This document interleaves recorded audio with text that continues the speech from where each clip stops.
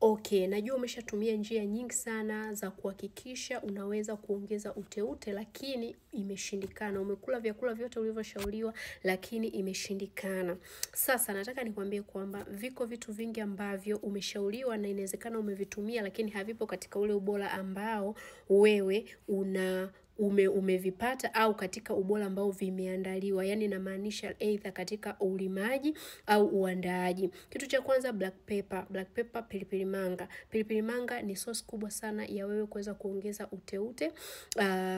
Lakini pia pilipili manga inasaidia sana kuweza kuongeza joto ukeni. Kitu kingine ni bamia.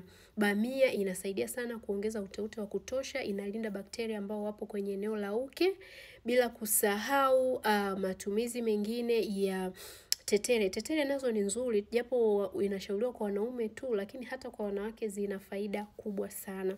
Kitu kingine ambacho unatakiwa kutumia ili kiweze kukusaidia katika kuboresha afya yako ya uzazi wewe mwanamke au kuongeza uteute ni chamomile.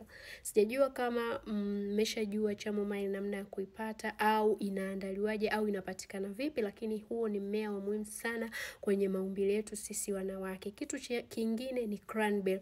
Cranberry ni mmea ambao ni wa muhimu sana katika kuondoa bakteria wabaya kwenye eneo la uke, yani wale bakteria ambao wanasababisha maradhi ya UTI, PID, fungus, au ni bakteria ambao ukitumia cranberry wanaweza kuondoka kwa haraka zaidi kuliko kitu chochote kile ambacho unaweza ukakitumia.